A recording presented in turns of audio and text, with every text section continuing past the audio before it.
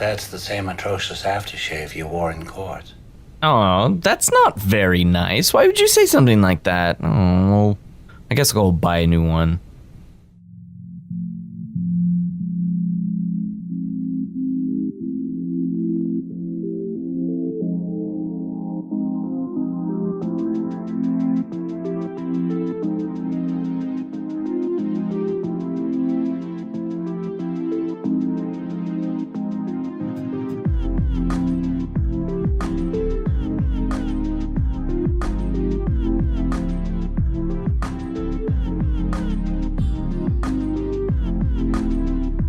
Hey everybody, and welcome to another episode of the Cinema Psych Podcast, the podcast where psychology meets film. I am your host, Dr. Alex Swan, and we've got a great show for you today. It's going to be a little bit different, and you might be thinking to yourself, why didn't they choose the other film in the film series that has Hannibal Lecter? Why didn't they choose Silence of the Lambs?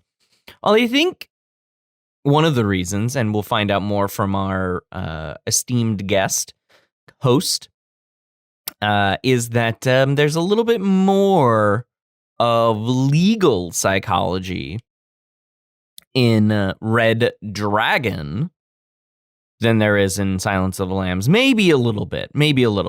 And so we'll explore that, and perhaps I will challenge our guest to the differences between the two films. But before we get into that, I wanted to quickly mention that, much like last episode, that the Patreon tiers are up and running. If you go to patreon.com/cinemapsychpod, you'll find our tiers there, and that's a quick and a relatively painless way to support the podcast on a monthly basis. You'll get a couple of perks depending on what level you choose. With the highest tier, and this one I think is really great, the highest tier is $10 a month, and you'll get a cross stitch from my wife Astrid, and she's really good at it. It's a made-to-order cross stitch, and that the $10 a month will get you supporting the podcast and a really cool cross stitch. So jump on that one. But there are lower tiers, of course, $1, $2 a month.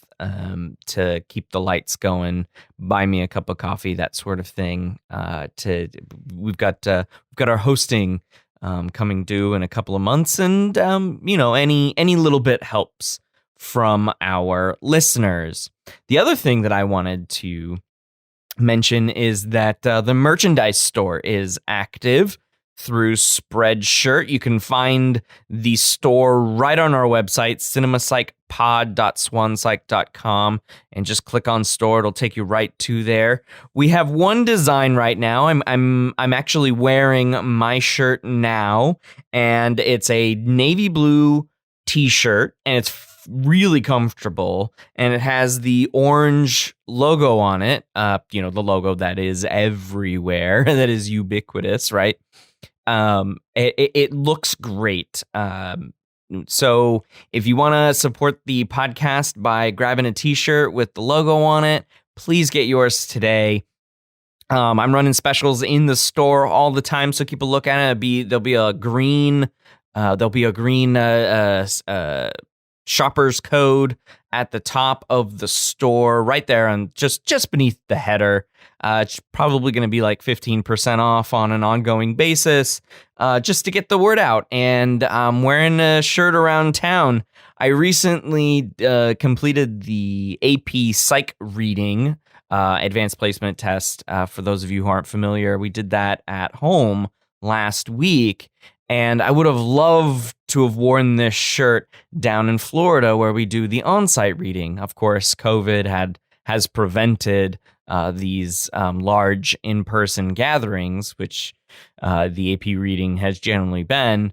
And one day I wore the shirt and I was like, oh man, I wish all of my fellow AP buddies, AP Psych buddies could see this in case they're not aware of the show. So if you are in AP Psych readers, a shout out to all of you for your freaking great hard work last week. So hard, in fact, that we finished a day early in scoring. Like, oh my God. And, maybe share some love. If you are in that group, share some love with the AP Psych readers who may not know about the podcast. That would be fantastic. Spreading the love. And get your shirt today at the merch store. Our film, like I said, is Redragon. Redragon is a remake of Manhunter, which came out in the late 1980s or early 1980s, somewhere around there, in the 80s.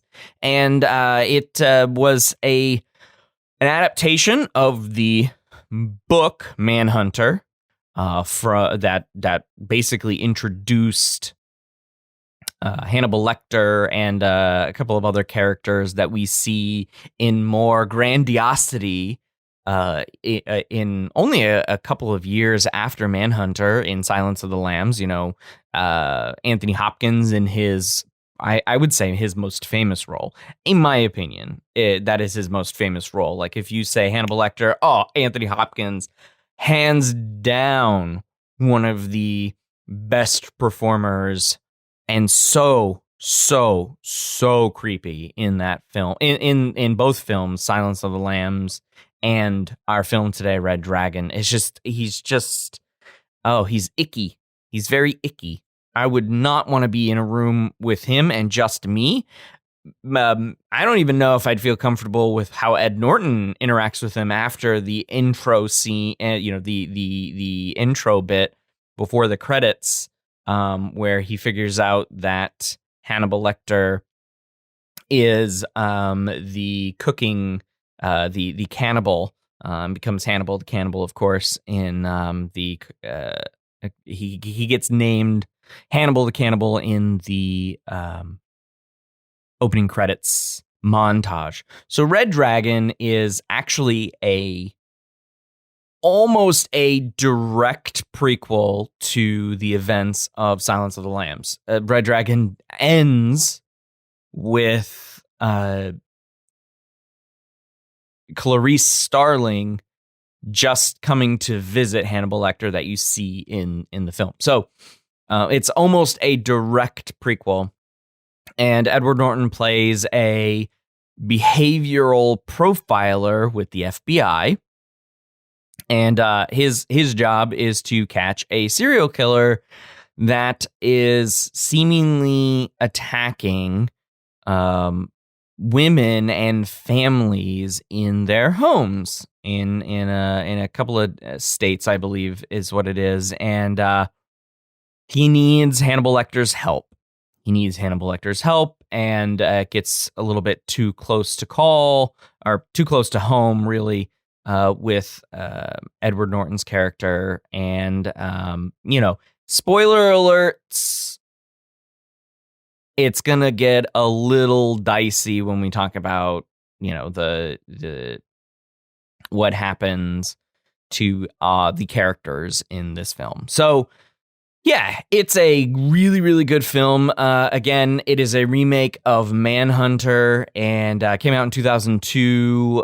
Who directed? Oh, Brett Ratner, which is, when I saw that Brett Ratner had directed it, I was extremely confused, because Brett Ratner, I don't know, he doesn't really make good films. As far as director goes, he's not one of the prolific directors out there. I do want to give a shout out to Ray Fiennes, who plays the main baddie in this one, the Redragon. He is the titular character, and he is very creepy as well, especially how he treats a blind woman, Emily Watson, Reba, and how he treats her, and it's like, get into my van for my pleasure. It's really, really creepy. So, without further ado, let's jump into it. My guest host today is returning for round 2. Dr. Marc Klippenstine appeared on an earlier episode. We talked about Castaway. If you haven't checked out that episode, please do. Marc, welcome back to the show. How's life in the age of COVID? Well, thank you, Alex. It's good to be back. Let me start with that. And life in the age of COVID is very interesting. We actually delayed when we were going to do this episode when we were going to talk because my kiddo picked up a stomach bug. And of course, my mind spirals out of control. And we ended up at the hospital and going in for all those things because you have a fever. And, 4 months ago, it would have been, let's just ride this out and he'll be fine. Not this time. We were a little bit more concerned. The doctors were a little bit more concerned. So that's kind of been what that has been like, a little bit more on edge, a little bit more cooped up. But you know what? We just roll with it. I get to spend a lot more time at home. I've been working with the kiddos. I got a outside office built so I can go out there and work while he's playing in the yard. So that I can't beat that. That's pretty awesome. Yeah, great. Well, I'm happy to have you back on the program. And we're just going to jump right into this show because I've already given the listeners a little rundown of Redragon. So my first question to you is, why Redragon? So Redragon has been a movie that I've always liked. It is one of those movies that I just like the setup to it. It came out long enough after Silence of the Lambs that that you had this idea of what Lecter was and who he was. And then from there, just building in this backstory. To me, it built in a backstory. And so it's almost like not quite an origin story, but an origin story of this whole process. And so that's one of the things I like about it. I like it for that reason specifically, just because it kind of deals with that backstory. And I really like the Will Graham character. And that more rather than a novice idea of profiler, we get this seasoned person that's been doing it for a while. Sure, that's been in the field, and so that's kind of why I like Redragon. Yeah, from that perspective. And just always like that character. You bring up a good point because profiler is. Or profiling is going to be the main topic of discussion that we are going to have. But before we do get into that, I do have, I think, a very important question that I would think that the listeners will have for you. Why Redragon and not Silence of the Lambs? For me, the role of Redragon is the role of the profiler. It's written from the perspective, for me, it's written from the perspective of someone who's trying to get inside the mind of a killer. I think, while that's a little bit the case in Silence of the Lambs, I think it's much more driven by Lecter and his controlling of the situation in that environment. Okay. And so for me, I just really feel attached to that idea that Will Graham is the focus, and he's on this search for this killer. And while there is a little bit of that in the Silence of the Lambs, I've always just loved the Redragon movie more. Part of it's I'm an Ed Norton fan, okay, and that doesn't hurt. But I've also watched like the Manhunter, sure, which is the original version of it.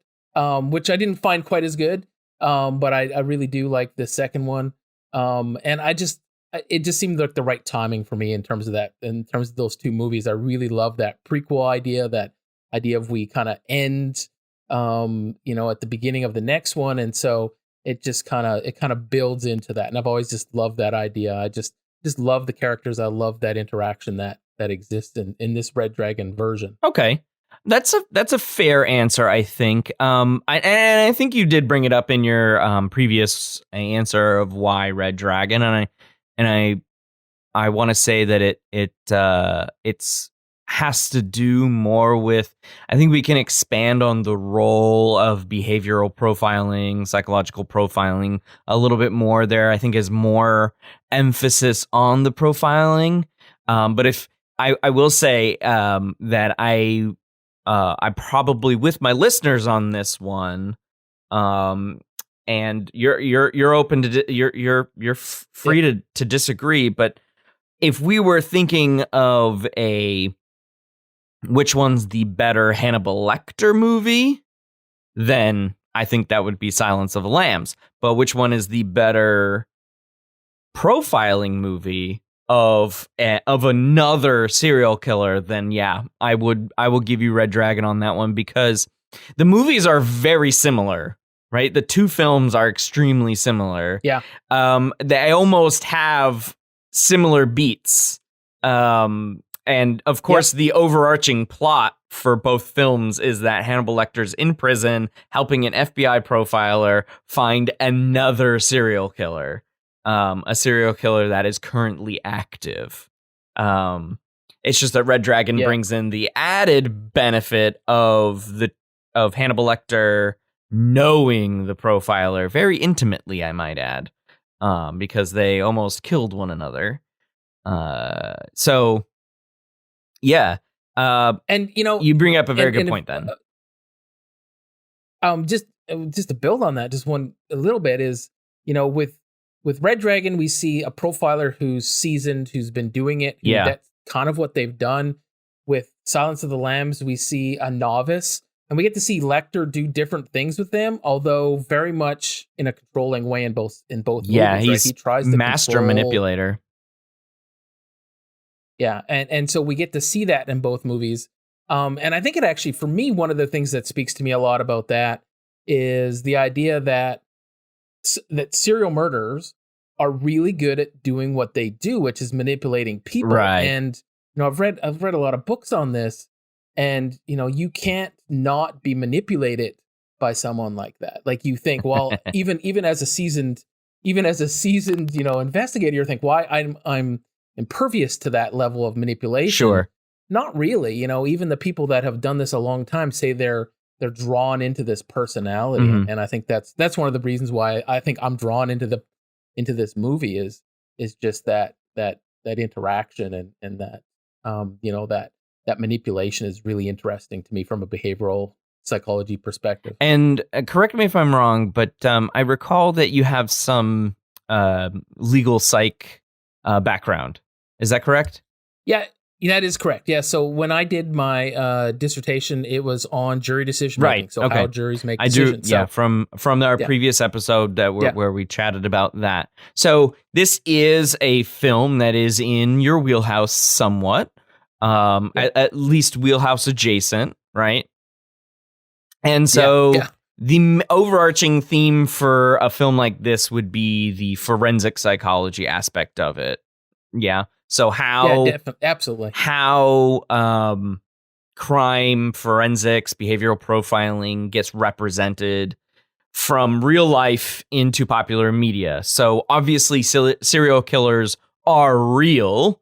And we can explore all the media that is about them, the true crime stories, even the non-true crime stories about real serial killers, John Wayne Gacy, Jeffrey Dahmer, and all the others. Those are the only two that I can think of from the top of my head.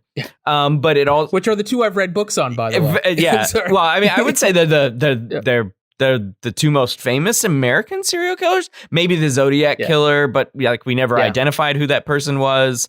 So, at least we knew who these other two guys were, right? Yeah. And, there's little tidbits here and there, but just what I thought was interesting from our notes is that there's even little Easter eggs for psychologists in there, because you don't hear about this in Silence of the Lambs when you first meet Dr. Chilton, who is played by a very creepy, what is his name?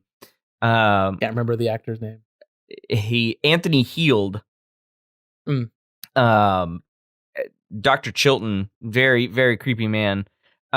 So he's saying in Redragon that once they got Hannibal Lecter into his custody, they give him Rorschach tests, and he mentions the thematic apperception test, and he just, makes child's play of those two tests, because what you learn, I think more so in Redragon, because it's a prequel, what you learn more in Redragon is that he is a forensic psychiatrist.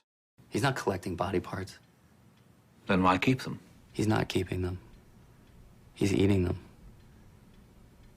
No, listen, we were at Molly's parents' for New Year's, and Molly's dad was showing my son Josh how to carve a roasted chicken. Yeah.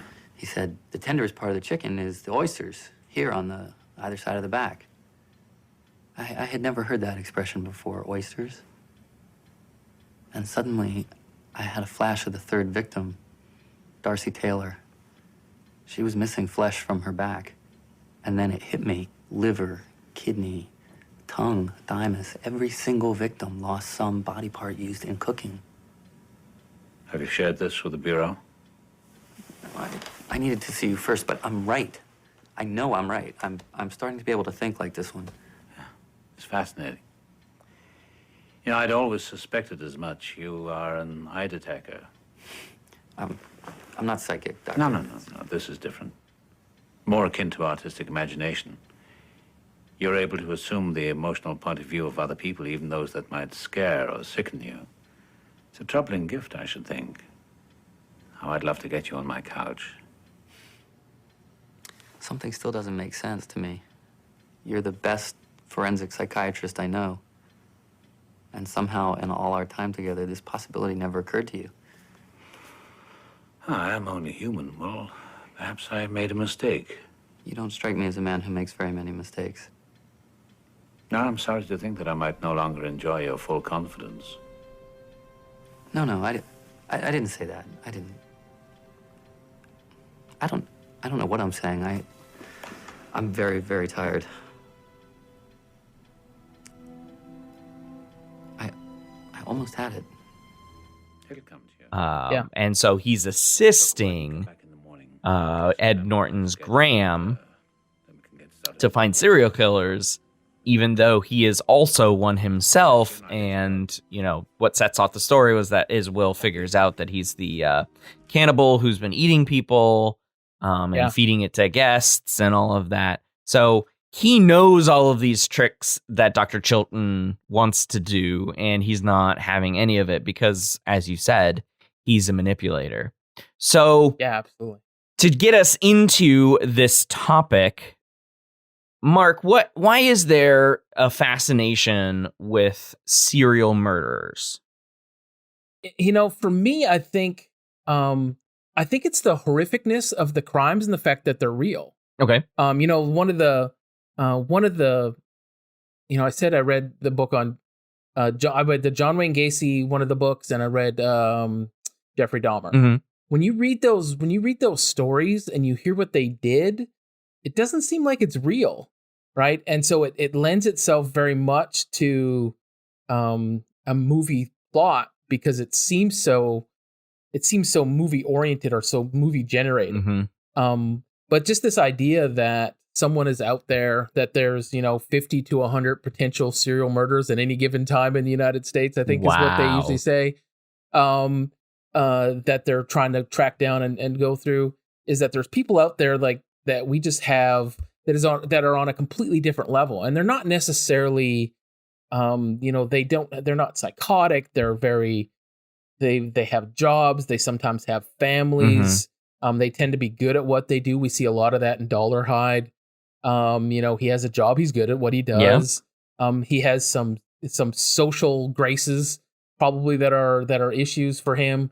But there's a lot of people that have those issues and aren't serial killers. And so, you know, this idea that people are serial murderers and can go from this person that just in one sense looks like everyone else, mm-hmm. but in the other sense, you know, goes through such horrific crimes.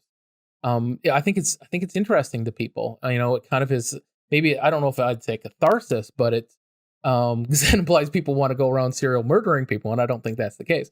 But I think it has more to do with this idea that people are drawn into this concept of that it exists, that it's real. Sure. And if we do specifically take a look at Dollarhide, who is I would say the main antagonistic character in the movie. He's got severe trauma from living with his grandmother. I'm going to go ahead and play that clip here, where he is working out, and he's having audio flashbacks to when he was a kid, and the implication is that he bedwets, and he the other implication, I guess, is maybe not even just an implication, it's explicit, is that his grandmother was an awful human being and treated him like dirt. So I'm going to play that clip here. I'm sorry. Oh, Francis, I've never seen a child as dirty and disgusting as you. Look at you. You're soaking wet. Get out of my bed. No. Go back up to your room. Grandma, you're hurting me. Shut up, you filthy little beast. I should have put you in an orphanage, grandson or not.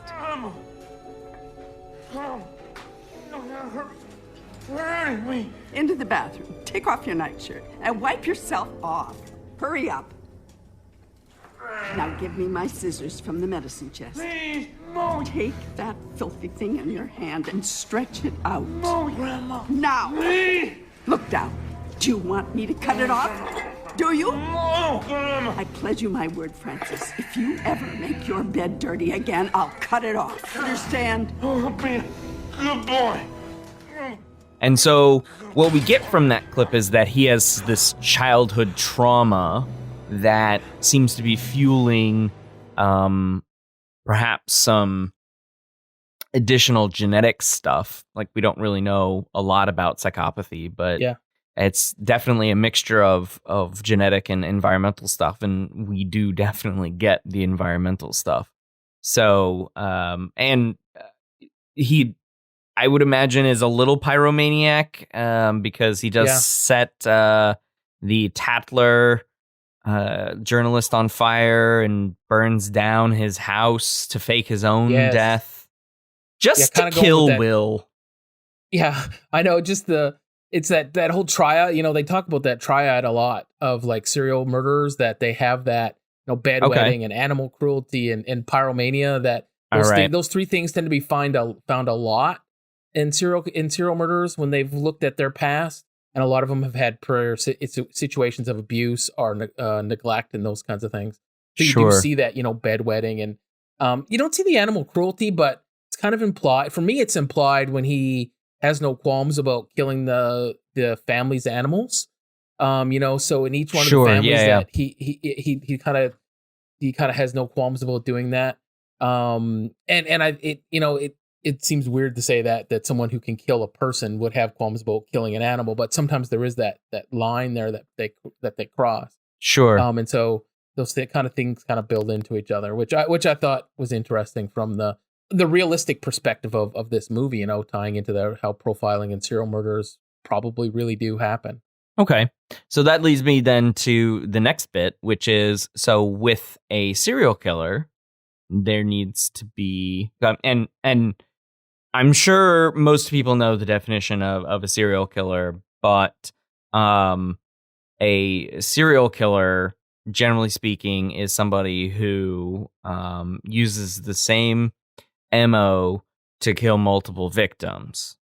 And so that then leads to the need for someone who can figure out what the connection is with victims to see whether or not a serial killer is what law enforcement is dealing with. And so that's the other side of this coin in this film, is the profile. That's Will Graham. He's played by Ed Norton, as I mentioned. So what about Will Graham and profiling, offender profiling, did you spot in the film? There's a lot, you know, they're kind of, you know, the FBI was one of the first groups to kind of develop profiling for the FBI and the CIA. CIA did it more for, they used to profile world leaders. Okay. So they'd profile a world leader before, you know, our president or our ambassadors would meet with those people. Gotcha. So they can kind of get an idea of how they can interact with them. But the FBI did the same thing with these individuals that were serial murderers. And so the FBI kind of developed this idea of how you look at and classify serial murderers. And you see that right away with Will, right? So right away he's working with Lecter in that very first scene, and he's talking about that profile right from the beginning for that for the actual Lecter character, right? Lecter is committing these murders, injects himself into the investigation, which is something also that occasionally happens. We saw that with like the Son of Sam sending letters to the news, the Zodiac killer, right? Very much they feed off of that publicity aspect of it. Sure. But you see that with Lecter. Very, very quickly you see that, okay, Will is talking about the killer. He starts to develop this profile of who it probably is. And then he says that he's wrong, right? He says, you know what, I think we got this wrong. I was thinking about it, and all of a sudden it pops into his head. He's like, I don't think we got it right. And he was surprised that Lecter also had it wrong. And that's because Lecter, of course, is manipulating him and leading him down the wrong road. Right. And while they're meeting in that first scene, he sees, I think it's like a recipe book. Yes. For sweetbreads. And then he realizes that, hey, this is the person that we're looking for, because he just a moment before had said, hey, I think the person we're looking for is actually eating these individuals. And then he makes that connection with Lecter. And so you see him on the spot make changes to his profile. And I think that's really what draws me in, is that profilers are about finding the best road through evidence, not necessarily the only road. And so as they're moving through things, they're trying to adapt and develop, and it changes a lot, right? So from one moment to the next, their ideas change. So as new evidence as more crimes come in, you're changing what that person is like because you're getting more information. And you see that right away with Will. And you see that when he's talking with Crawford, the Harvey Keitel character, when they're on the beach, he's talking again about a profile for the profile of the Dollarhide killer, the Tooth Fairy killers. They're talking about what this person probably is, and some of the characteristics. The fact that he smashes the mirrors, the fact that he kills the family, and obviously is scoping them out and brings stuff with him to the crimes. All of that is part of that profile, right, of organization that you see going on with Will in this movie. Yeah, and it's very methodical. Profiling is very methodical. It gets, I would say, the closest thing that most media consumers have with profiling is Criminal Minds, right? But because those are like 40-some minute episodes, the methodical nature of the profiling doesn't necessarily lend itself to that short form delivery, right?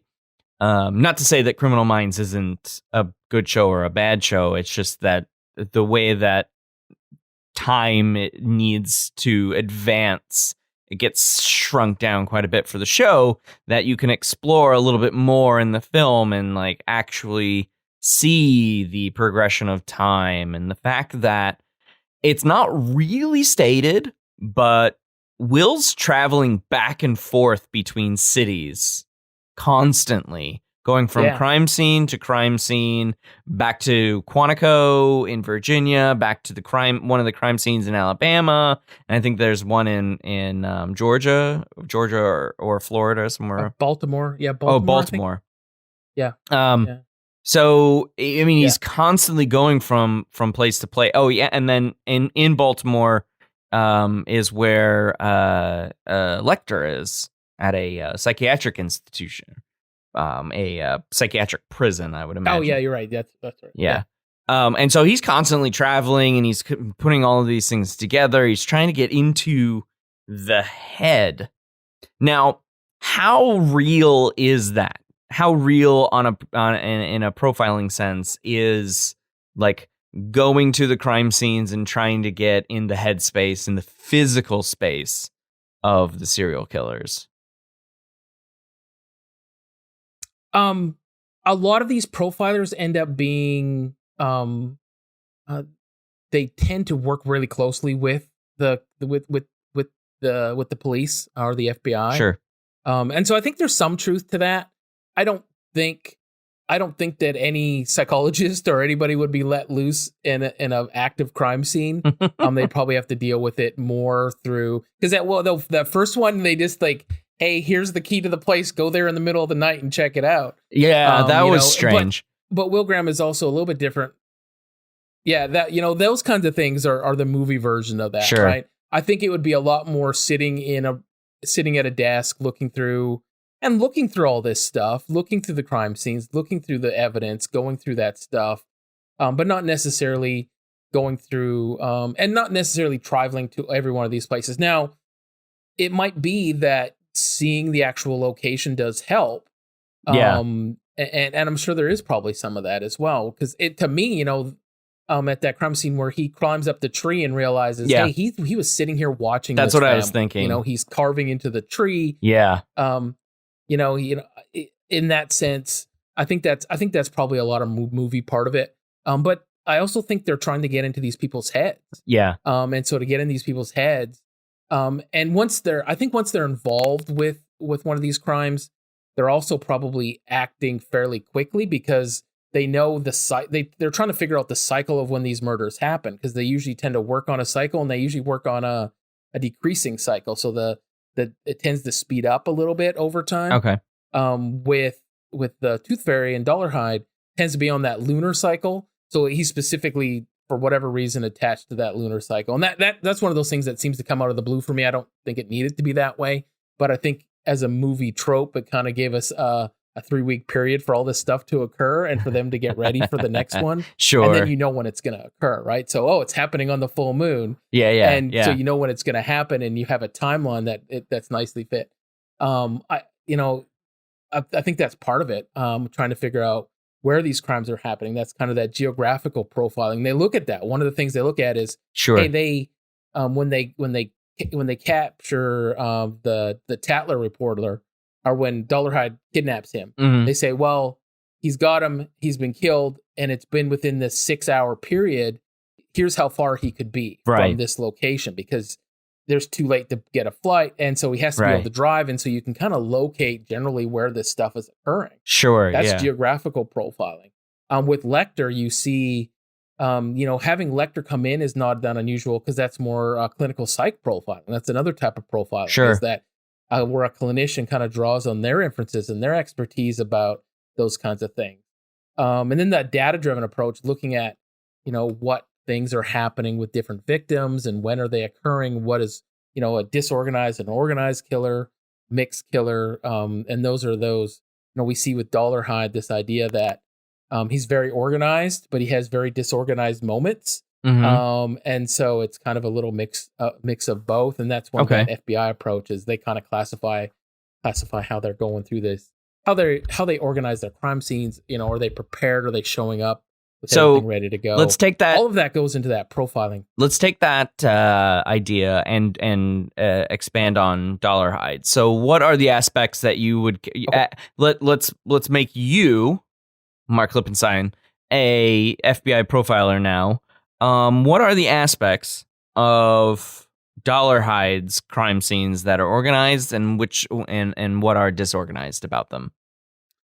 I think the organized ones are the fact that he brings a lot of the tools with him. Okay. So he scoped out the places. Okay. We learn later on that he's doing that through the VHS tapes, which dates this film. I love dated. Yeah, dates this film.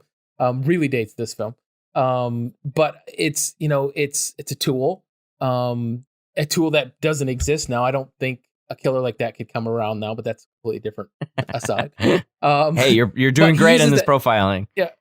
And he actually does a great, he uses that tool of scoping out the family. So he knows the family. He knows that there's a dog there. He goes the day before and kills the dog to get rid of it because he doesn't want to be found out. Yeah. Right. He goes and scopes out. He brings a lock cutter to the one place. He brings the glass cutter to the other place. And it ends up being wrong for the one crime scene because they changed their door, Mhm. right? So they can't cut the deadbolt, and so he has to break in. So he has to revamp. And it some of the alerts disorganized them. things. He Yes, absolutely alerts them to that situation. He also loses his, that moment when he's trying to connect with his coworker. I think her name is Reba. Uh-huh. The She the is blind. coworker. Mhm. When he kind of goes on and when he goes out on a date with her, and then she ends up at his place, and that next morning he's hearing those voices again, right? He's having that, that, I don't know if I'd call it a psychotic break, but he has that moment of another character coming in on him, that Redragon character kind of pushing him to do things that I don't think he wants to do. And so you see a little bit of that disorganization there. So being very controlling over a crime scene, but then not being able to control what he does in some of those other situations, or, almost killing himself at that one point. So you kind of see a little bit of both of that psychotic breaks, and I think he would fall in that mixed category from those two things. Mixed category as from the FBI profiling perspective. The FBI approach, where that more organized, disorganized, where do they fall? And it makes sense, right? Someone who is, I think we all fall in those categories. I think, someone can be a very organized person, someone can be a disorganized person. And so if you're organized in a lot of other parts of your life, that's probably how you're going to commit murder if you were doing that, right? If you're a very well thought out person, you're gonna focus on those things.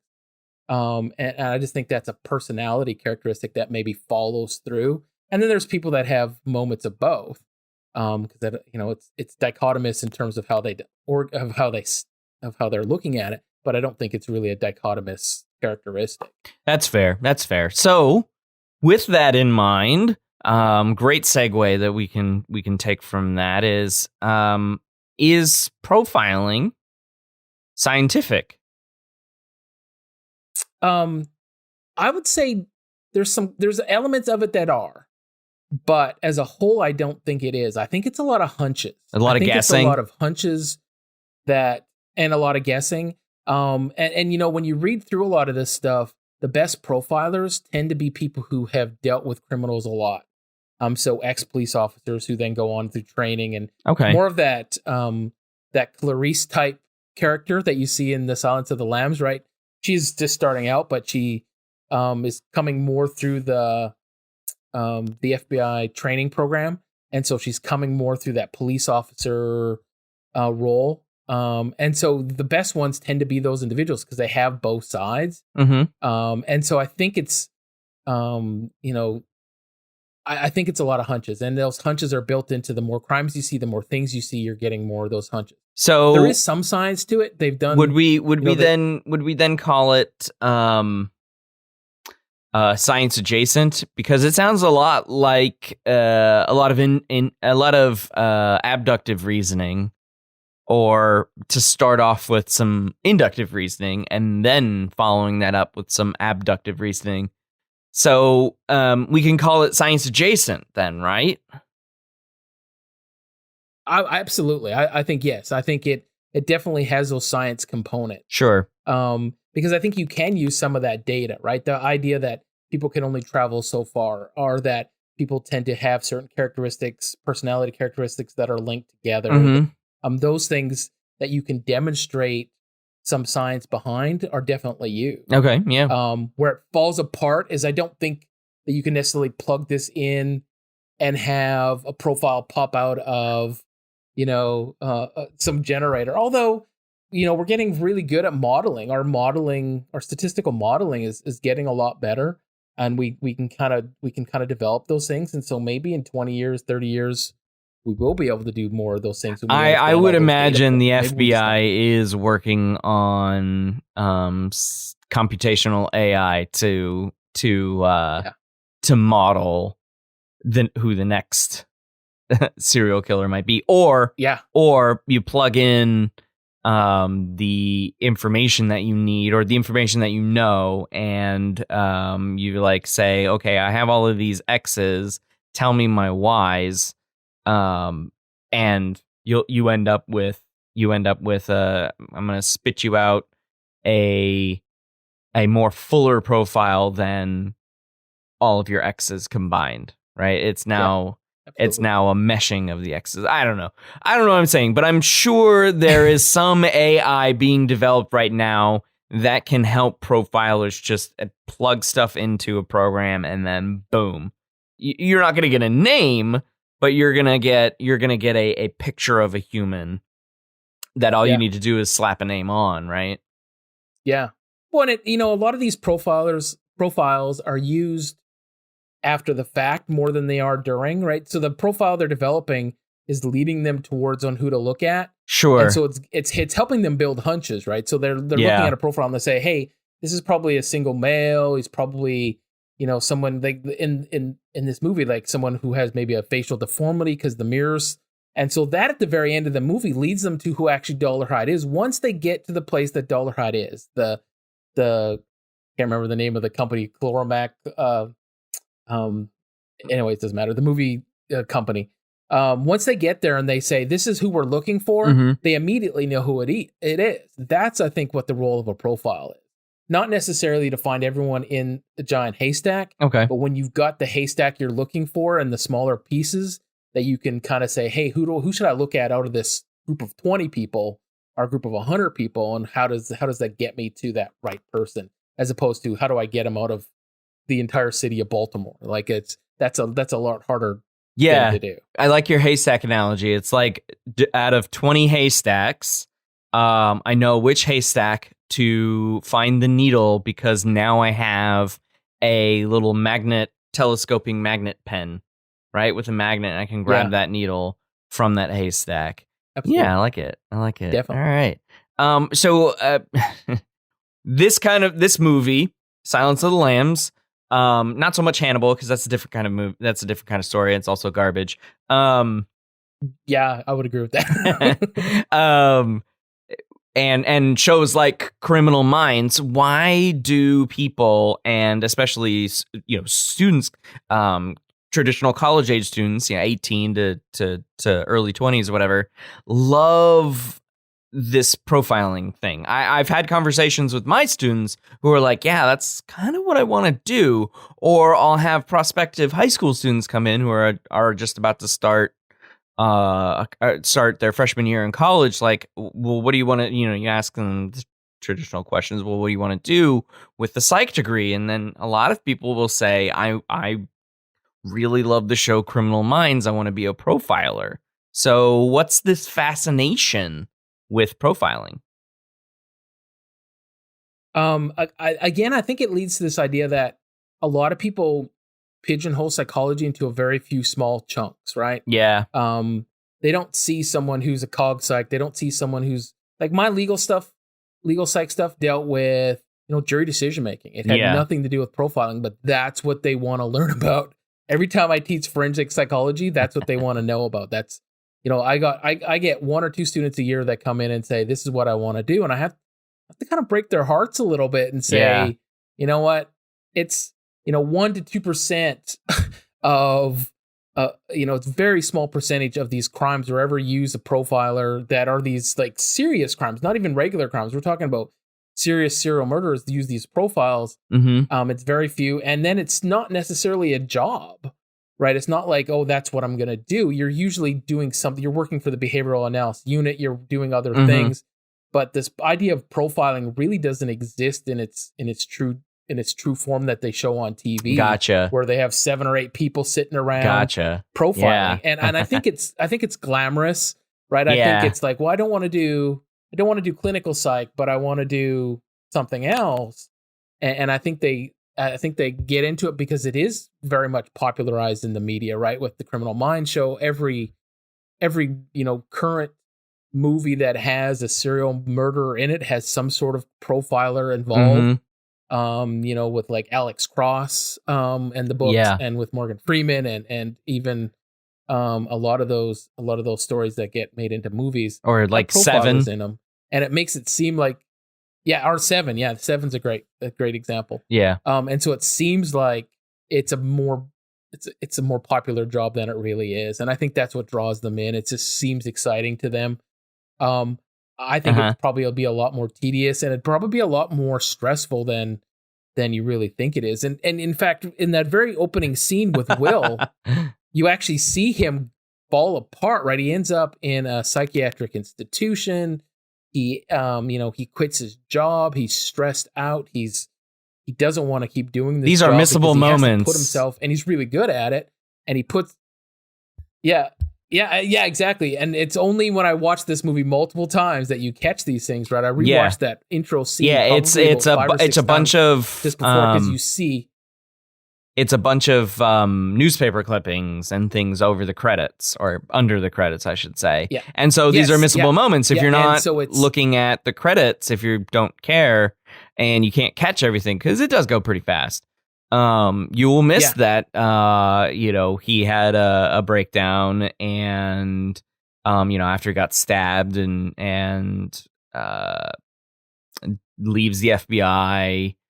And then there's interesting tidbits about how Hannibal is nicknamed the cannibal and all of that stuff. So, yeah, missable moments. Yeah, absolutely. And I actually love those in movies. That's one of my favorite parts of movies, is to go back and watch those missable moments. I also always watch a movie with the subtitles on. Oh yeah, never watch a movie without them. Yeah, I think that's the new normal for a lot of people. It's like, I gotta have subtitles.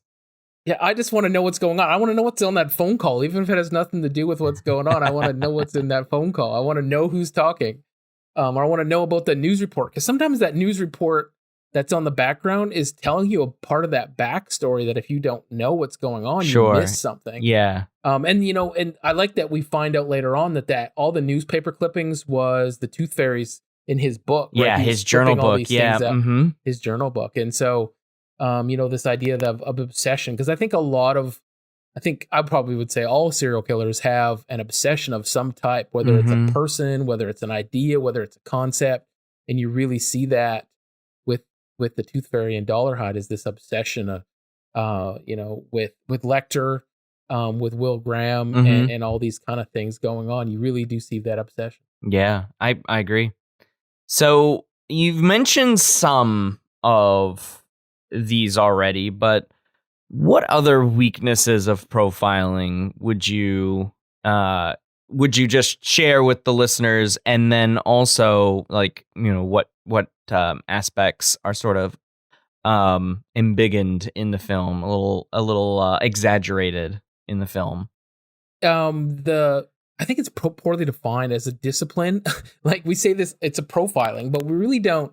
It's called different things, whether it's criminal profiling, offender profiling, crime profiling, has a million different names. So there's not really a defined idea of what profiling is. I just think it's this idea, and it's relatively new, 30, 40, 50 years. It's kind of been developing. New. And so it is, it seems new. Okay, relatively new. Depending on your age, it's relatively new.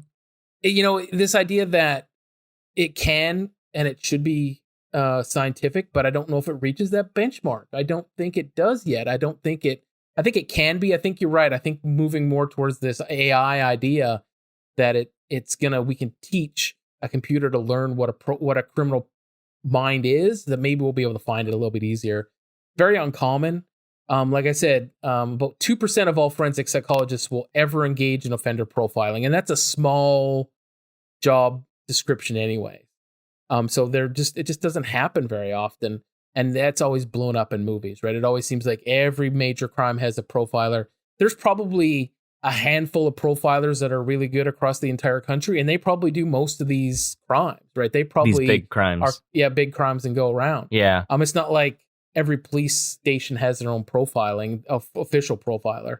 There's not a lot of empirical research on the effectiveness, right? So does it work? Are we actually finding these criminals that we would not do if we weren't just following the evidence and that? And that's what a lot of the critics say is, are we really profiling? Or are we just following the evidence like we normally would do? Okay. And that kind of makes it fall apart a little bit. And you see a lot of that in the movie, right? All of that stuff, like that, seems like it's a big job. It seems like it's really important. Yeah, they have to go get Will for it, and he's like, "I'm out," and they're like, "But you need to come help us," and he's like, "But I'm out." Yeah, it's one of the favorite movie tropes, right? Again, it's this idea that they almost got out and they're pulling me back in. It's like it's because it's so dangerous and that kind of stuff. And it is and we had this conversation. I hope I'm not ruining anything for you, but you had said something about how indestructible Will is. At the end of the movie, he's on a sailboat. He's been shot. He's been stabbed. He's an indestructible individual. Can I ask you a question about that? Yeah. Why do you think they make him so indestructible? Like, why do you think they build that into the movie as such an indestructible character?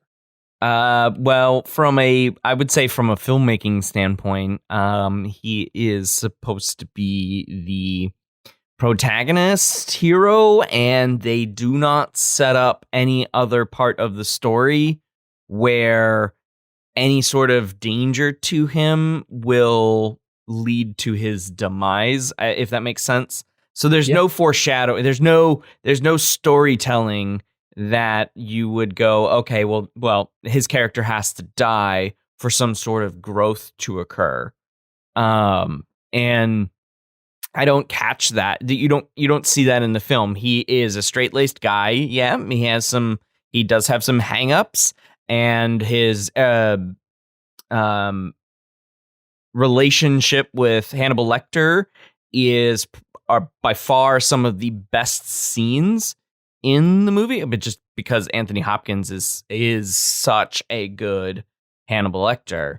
And so you feel that tension there, but nothing about him and Dollarhide is like, okay, well, Dollarhide's going to end up getting the upper hand on him. The entire film and the plot is moving toward the fact that will catch Dollarhide. Yeah.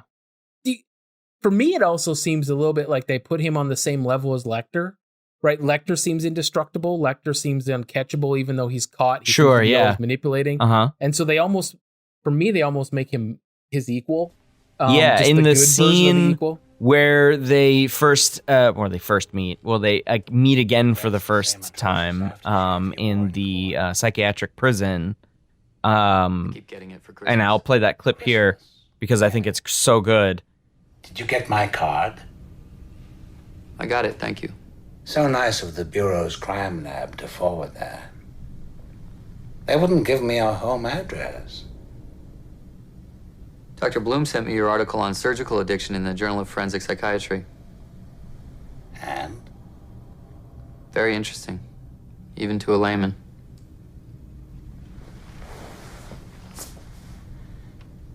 You say you're a layman?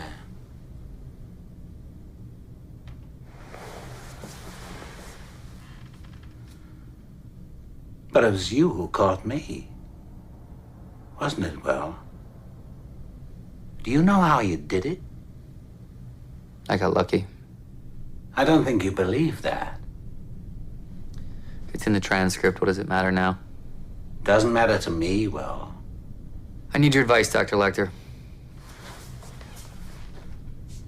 Birmingham and Atlanta. You want to know how he's choosing them, don't you? I thought you'd have some ideas. I'm asking you to tell me what they are. Why should I? There are things you don't have. Research materials, maybe even computer access. I'd speak to the chief of staff. Ah, yes, Dr. Chilton. Gruesome, isn't he? He fumbles at your head like a freshman pulling at a panty girdle. If you recall, Will, our last collaboration ended rather messily. You get to see the file on this case. And there's another reason. I'm all ears. I thought you might enjoy the challenge. Find out if you're smarter than the person I'm looking for.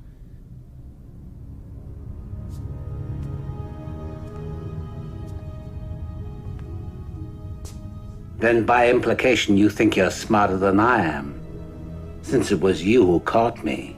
No, I know I'm not smarter than you. Then how did you catch me?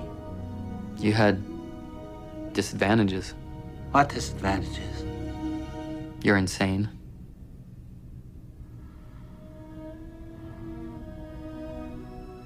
You're very tanned, Will. And your hands are so rough, not like a cop's hands anymore. And that shaving lotion is something a child would select. Has a little ship on the bottle, does it not? And how is young Josh and the lovely Molly? They're always in my thoughts, you know. You will not persuade me with appeals to my intellectual vanity. I don't think I'll persuade you at all. You'll either do it or you won't. Is that the case, File? Yes. With photos?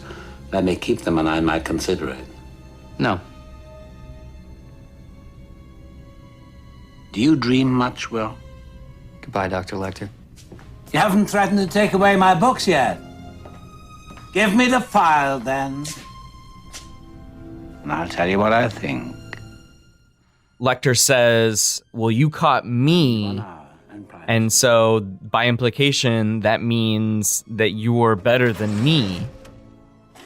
So, I mean, they're building, the story's building Will up to be this sort of indestructible guy. And I gotta say, it is really weird that he survives. What I think he gets stabbed in the spleen, or pancreas, somewhere around there. And, he's bleeding out. He can't put pressure on his wound. It doesn't even make any sense. He should have died.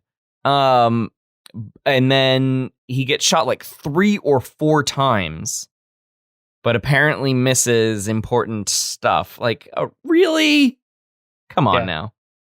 Yeah, it is kind of unbelievable at the end. It's just, that the final scene is him on that sailboat, just perfectly fine, just back to his Florida life. Yep. Yeah, exactly. And I was just, really?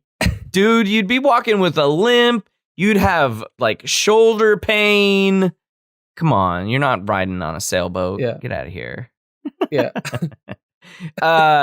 So any other points about the film that you wanted to bring up, Mark? I like it. I like it from the perspective that when I deal with, when I've taught a forensic psych class, and it's been a while since I've did one in person. A lot of it ends up online, and so we don't tend to have these conversations. But I do have a movie analysis, and some people choose this movie.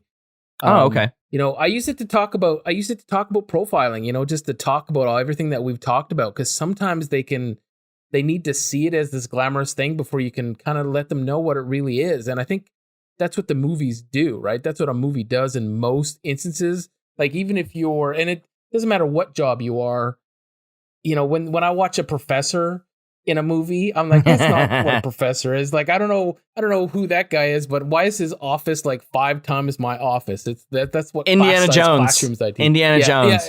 Yeah. So it just makes everything glamorous. Everything's more glamorous in the movies.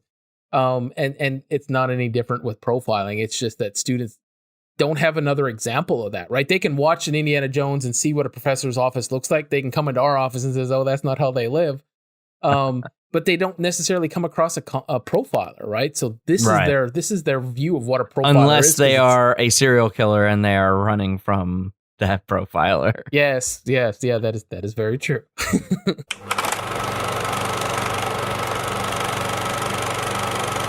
Well, thanks to Marc Klippenstine for joining me to discuss Redragon. While saying goodbye, Mark, is there anything that you'd like to plug where folks can find out more about your work, your life, your farm?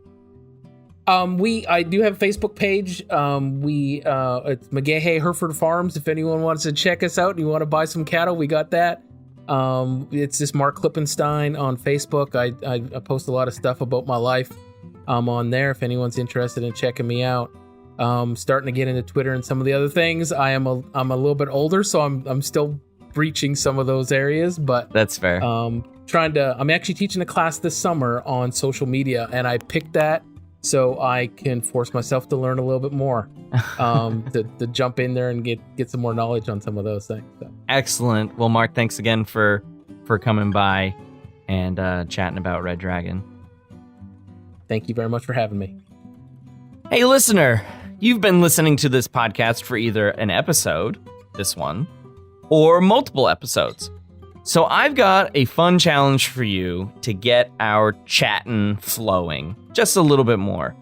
let us know on our socials, Facebook or Twitter, what your favorite episode has been in the past year.